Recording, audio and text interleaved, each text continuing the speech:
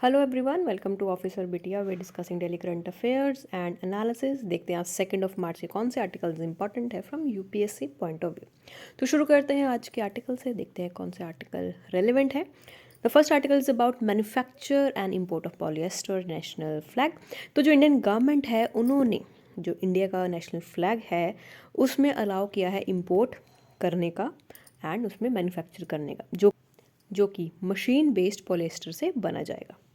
अब हम फ्लैग को अमेंड कर रहे हैं, फ्लैग के बारे में बात कर रहे हैं। तो हमारे कॉन्स्टिट्यूशन में फ्लैग कोड ऑफ इंडिया दिया गया है 2002। तो अब जो भी प्रोविजंस होते हैं इंडियन फ्लैग से रिलेटेड सब इसी के दायरे में किए जाते हैं, इसी को ध्यान में रखकर किए जाते हैं। अब हमने कुछ चेंजेस किया है तो इसलिए ये पर्टिकुलर फ्लैग कोड भी अमेंड होगा। तो देखते हैं क्या चेंजेस हमने इसमें अमेंड किए।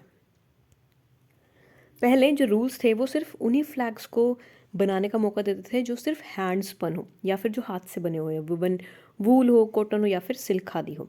लेकिन जो मशीन मेड फ्लैग्स थे उनको 2019 में बैन कर दिया गया था। जो नेशनल फ्लैग है वो हैंड से ही बने जाएंगे, हैंड वुवन मशीन से ही बने जाएंगे, चाहे वो कॉटन हो, पोलिस्टर हो, वुलन, सिल्क, खादी, बंटिंग हो, ये इसी में ऐड होते थे। बट अब हमने मशीन बेस्ड को भी ऐड कर दिया है, तो इसी वजह से फ्लैग कोड ऑफ इंडिया दोबारा से अमेंड किया जाएगा। जो फ्लैग कोड ऑफ इंडिया है वो आया था 26 जनवरी 2002। और जो फ्लैग कोड है इसको 3 सेक्शंस में डिवाइड किया गया है। जो फर्स्ट सेक्शन है उसके अंदर आता है general description of national flag.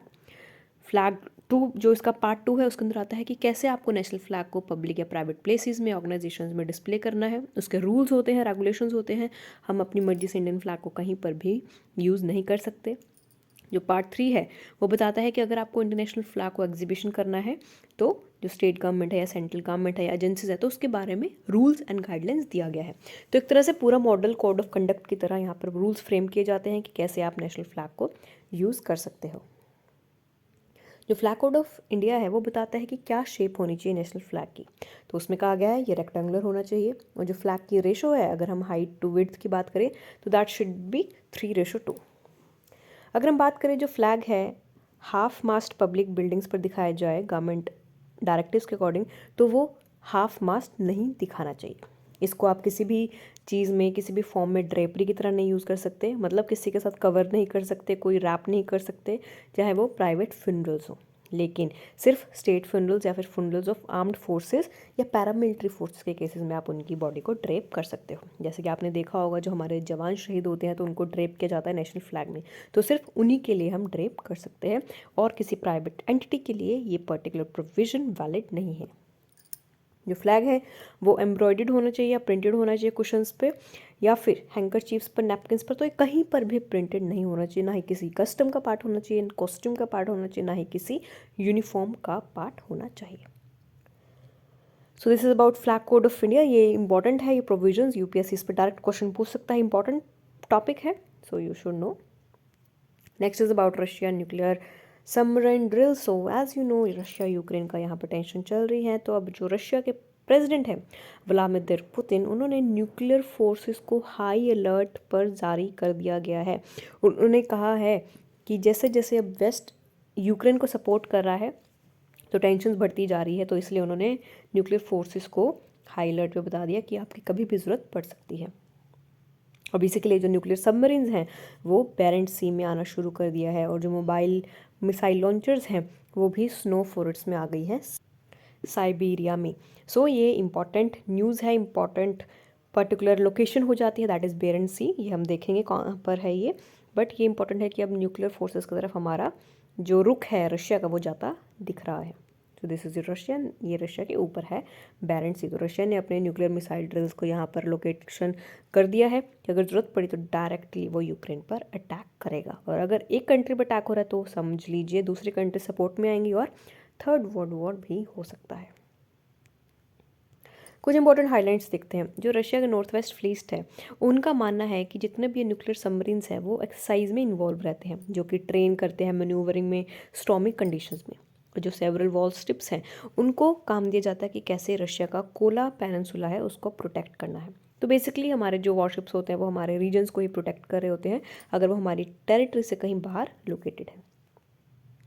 जो इर्कुत्स्क रीजन है ईस्टर्न साइबेरिया में, वहाँ पर स्ट्रैटेजिक मिसाइल फोर्सेस को डिस्पर्स किया गया है एंड वहाँ पर बैलिस्टिक मिसाइल लॉन्चर्स को भी लॉन्च किया गया है। एकदम से रेडी हो गए हैं सारे, एकदम अलर्ट हो गए हैं कि अगर बाई चांस ऑर्डर आए तो they are ready for missile bombing.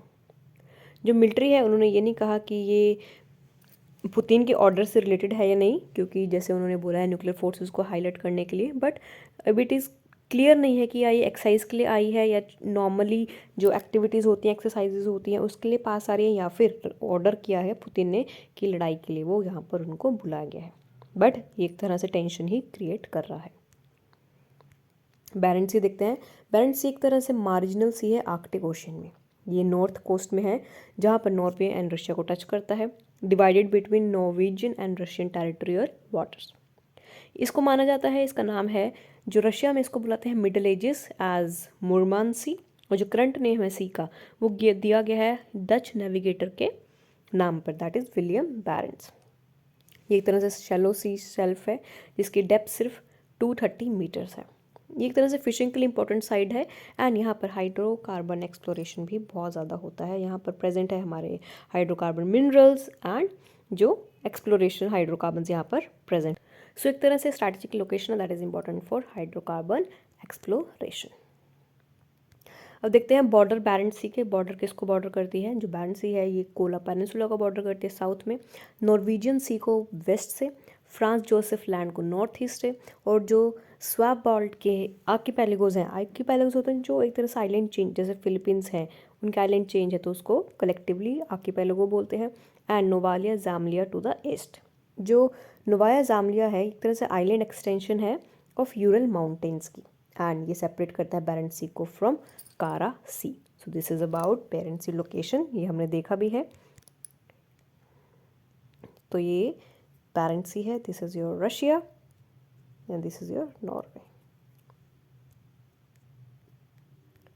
Next is about Montreux convention. तो जो मॉन्ट्रियक्स कन्वेंशन है उन्होंने एक तरह से ये न्यूज़ में आया है क्योंकि अभी रशिया यूक्रेन का कॉन्फ्लिक्ट चल रहा है, तो इसी वजह से ये डिमांड में अब आने लगा है, जहाँ पर यूक्रेन ने मॉन्ट्रियक्स से हेल्प मांगी है, टर्की से हेल्प मांगी है बेसिकली, क्योंकि टर्की मॉन्ट्रियक्स का पार्ट है लेकिन यूक्रेन उसका पार्ट नहीं है। तो देखते हैं ये बेसिकली है क्या। जो ये कन्वेंशन है रिगार्डिंग द स्ट्रेट्स रिजीम, और इसको बोलते हैं मॉन्ट्रियक्स कन्वेंशन, एक तरह से इंटरनेशनल ट्रीटी है जो टर्की का बॉस्फोरस एंड डार्डेनेल्स स्टेट को गवर्न करता है। तो अब देखते हैं इससे क्या बेनिफिट है। पहले लोकेशन देखते हैं। So this is your C of Marmara, this is your Turkey, this is your Dardanelles straits, and जो इसके ऊपर है that is Bosporus strait, this is your Bosporus strait and this is your Dardanelles straight.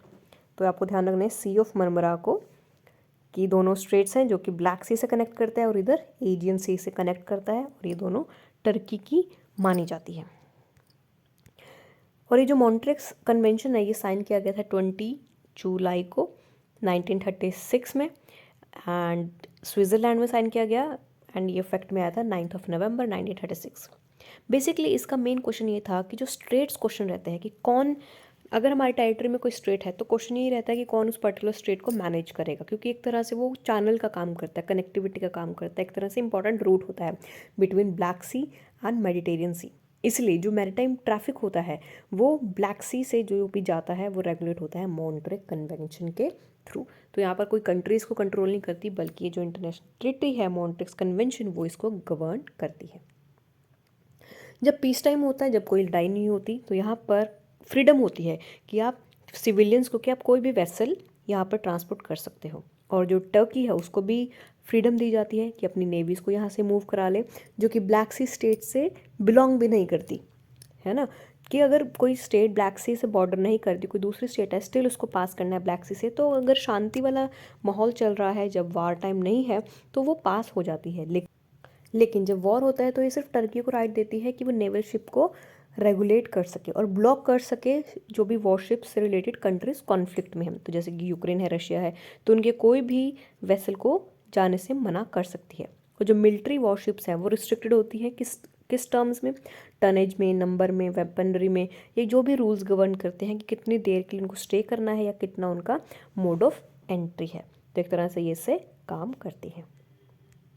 जो advance notification है वो भी provide की गई है वॉरशिप से टू द टर्किश अथॉरिटीज़, जो नोटिफाई करते हैं पार्टीज़ को कन्वेंशन के लिए। इसके अलावा जो स्पेसिफिक जियोपॉलिटिकल कंटेक्स्ट है, अगर हम बात करें मॉन्ट्रिक्स कन्वेंशन की, वो भी फोर्स में ही है एंड एक तरह से ये रूल बेस्ड वहाँ पर इंटरनेशनल ऑर्डर इस्टेब्लिश करने की बात करती है। क्योंकि हम कोई भी इंटरनेशनल ट्रीटी क्यों फॉलो करते हैं, क्योंकि उसकी कहीं ना कहीं मान्यताएं होती है, कहीं ना कहीं उसकी रिस्पेक्ट होती है, तभी हम उसको फॉलो करते हैं। जो कंट्रोवर्सीज हैं वो ज़रूर होती हैं रिगार्डिंग कैसे इम्प्लीमेंट होना चाहिए एंड कैसे इसको कैनल इस्तांबुल में प्रपोज किया जाना चाहिए। जो दूसरे वाटरवेज हैं, दीज आर कैनल इस्तांबुल, ये भी सी ऑफ मरमरा तक लेके जाता है from the Black C and ये एक तरह से सरकमवेंटिंग हो सकता है कन्वेंशन को। तो यहाँ पर ये कन्वेंशन को घुमा रहा है कि अगर ब्लैक सी से नहीं जा रहा है तो फिर कैनल इस्तांबुल से चीज़ें ट्रांसफ़र की जा सकती हैं। तो the thing is this only, जहाँ पर ये प्रॉब्लम हमें देखने को मिल रही है। इम्प्लीमेंटेशन देखते हैं इस पर्टिकुलर कन्वेंशन की। जो प्रोविजन है कन्वेंशन के वो रिफ्लेक्ट करते हैं कि कैसे वर्ल्ड की सिचुएशन हुई थी 1930s में एंड जो प्राइमरी बेनिफिट था वो टर्क्स को हुआ था एंड सोवियट्स को हुआ था। जहाँ पर टर्की को पावर दी गई थी, उनको बोला गया था कि आप मिलिट्री रिक्लेम कर सकते हो स्ट्रेट्स का एंड इंश्योर कर सकते हो कि सोवियत यूनियन ही कंट्रोल करेगा ब्लैक सी को। ऑल्दो ये जो कन्वेंशन थी, इन्होंने सोवियत यूनियन को लिमिट कर दिया था, जो कि अब प्रेजेंट रशिया है, कि अपने नेवल फोर्सेस को आप मेडिटेरियन सी में सेंड नहीं कर सकते। बट ये भी इंश्योर किया था कि जो दूसरी स्टेट्स हैं, जो दूसरी पावर्स हैं, वो इन्हीं स्टेट्स का यूज़ नहीं कर सकते ताकि वो सोवियत यूनियन को थ्रेटन कर सके। तो एक तरह से ये डिप्लोमेटिक रहा है, जहाँ पर सोवियत यूनियन को तो आप मौका दे रहे हो कि वो स्टेट से अपना नेवल ट्रांसफ़र कर सकता है, लेकिन दूसरी स्टेट्स को पावर नहीं दी जा रही। तो यहाँ पर यूएसएसआर जो पहले था अब रशिया है, तो उसको स्ट्रॉन्ग लीड दिया गया है। अब देखते हैं इसमें रशिया यूक्रेन क्राइसिस में क्या टर्न आ रहा है, जो कि ये पर्टिकुलर कन्वेंशन न्यूज़ में आई है। जैसे कि रशिया ने इन्वेस्ट किया है यूक्रेन को, जो यूक्रेनियन गवर्नमेंट है उन्होंने टर्की को बोला है कि अब वॉर टाइम है, तो वॉर टाइम है तो मतलब टर्की यूज़ करेगा अपनी अथॉरिटी, कि अपनी वो अथॉरिटी को यूज़ करे और रशिया के वेसल को रिस्ट्रिक्ट कर दे, कि वो अपने वेसल को मेडिटेरियन सी या ब्लैक सी से ले जाना बंद कर दे। एंड इसके लिए जो 6 रशियन वॉरशिप्स हैं एंड सबमरीन है वो स्ट्रेट से पास किए जाएंगे। लेकिन कुछ रिलक्टेंस के बाद, टर्की के क्लोज टाइज के बाद विद बोथ बेलिजरेंट्स, दोनों नेशंस, दोनों के पास वॉर हैं, तो टर्की के जो फॉरेन मिनिस्टर है उन्होंने कहा है कि जो गवर्नमेंट है वो रिकॉग्नाइज करेगी कि रशिया का इन्वेजन वॉर में है, वो कन्वेंशन को इम्प्लीमेंट करेगी, लेकिन with respect to military weapons. क्या मिलिट्री के जो वेपन्स हैं वही सिर्फ पास करा सकते हो, लेकिन उन्होंने रशिया को पूरी तरह मना नहीं किया कि वापस अगर वो अपने रजिस्टर्ड बेस पर जाएंगे तो वो काम कैसे करेंगे। तो यहाँ पर ये इशू सामने आ रहा है। तो इसलिए जो रशिया की इन्वेंशन रही है और जो यूक्रेन गवर्नमेंट है कि कैसे ये रिस्ट्रिक्ट होनी चाहिए मेडिटेरियन सी, तो इसी वजह से यहाँ पर इशू देखने को मिल रहा है। तो देखते हैं Bosporus strait and Dardanelles strait दोबारा से। So this is your Bosporus strait and this is your Dardanelles, this is your Aegean sea, this is your Black C and ये है मेडिटेरियन सी। तो इसलिए अगर हम, जो टर्की है उसको पावर दी गई है कि आप इन दो स्टेट्स पर कंट्रोल अपना इस्टेब्लिश करो, और रशिया जो कि ब्लैक सी से मेडिटेरियन सी में अपना जो वेसल है, मिलिट्री वेसल है, न्यूक्लियर वेसल है, उसको ट्रांसपोर्ट ना कर सके।